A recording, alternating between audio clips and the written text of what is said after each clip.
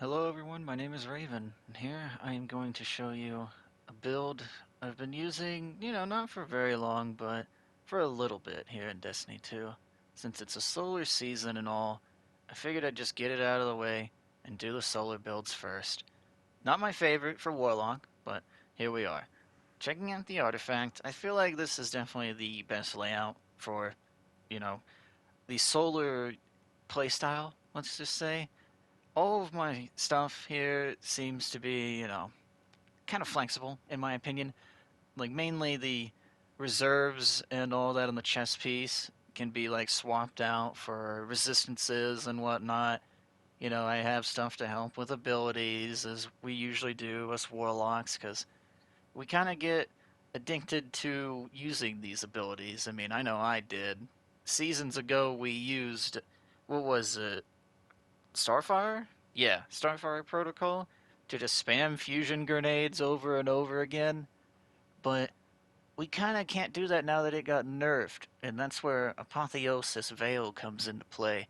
Now I know, this exotic is kind of a joke. It's been a joke for a long time, but once they changed it to give you pretty decent ability regen after the super pump, it actually became kind of a respectable exotic in my opinion. Like, I was running it in the coil, as you can see in the background, and this is the third boss in there this week. And it was doing just fine, in my opinion. I had another guy in here also running Apotheosis, just lucked out and got a random teammate doing it. And we would both just fry the bosses as soon as it became time. I mean, it was insane to me. I actually didn't think this exotic would do anything. I know it's not meta. Obviously, like, Sunbracers will give you more mileage for crowds. Lunafactions and what is the other one? Is it Phoenix Protocol for the well gains?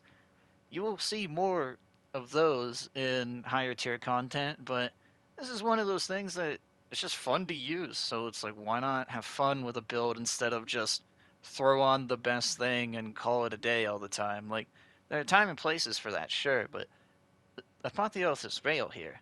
This is a build that actually could just be fun, and it can be used on all of the subclasses. I'm just using it on Solar because Solar Season might as well, like, I know, I get tired of Sun Bracers, I get tired of all these other fucking exotics, man. Like, it's time to just try a little bit more spicier playstyles. So that's why I'm trying to give it a little bit of a spotlight, I guess.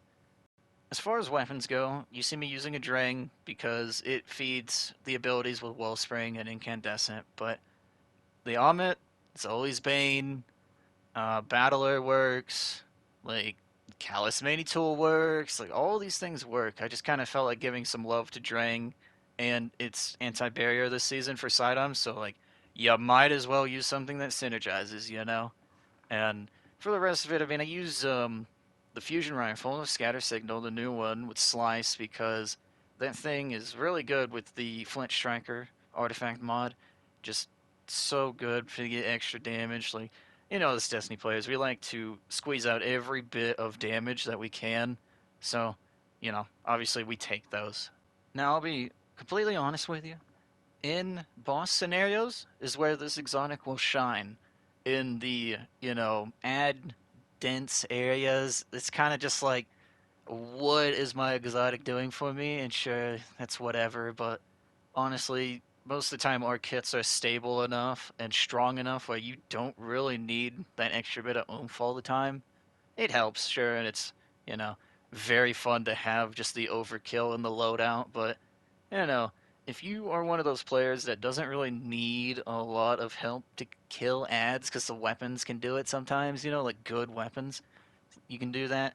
So I would say this build can work for people like that want to do a more support role, but also is just like want to try something a little different, I guess. It's hard to say because Apotheosis is a tough sell. It's been a meme for so long. So it's like, how do you tell people that it actually does work? I mean, in the little bit of rating I've done with this already, I wouldn't do the most damage. I'll be honest with you.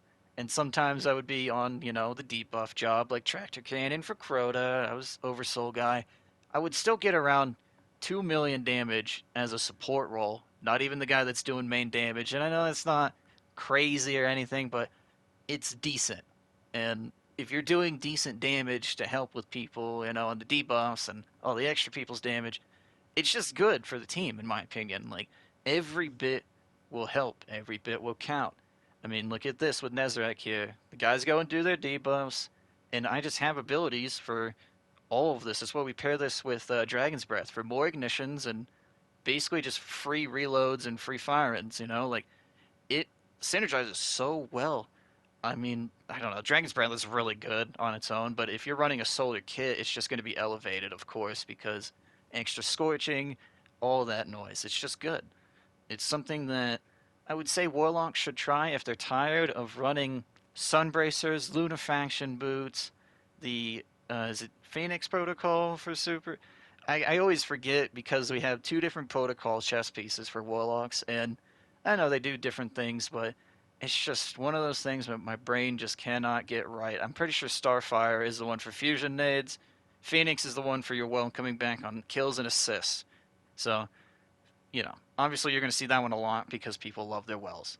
And as you see here, I'm not afraid to show you about damage, even if it is bad. Here it is. Just a Warlock doing well things, and I get a little bit of damage here and there. It's kind of cool. It's whatever, though, honestly. Now, if you enjoyed this or made it this far, I really do appreciate it. It means a lot to me. I'm going to start rolling out a few more videos like this, and hopefully as I go, they do get better.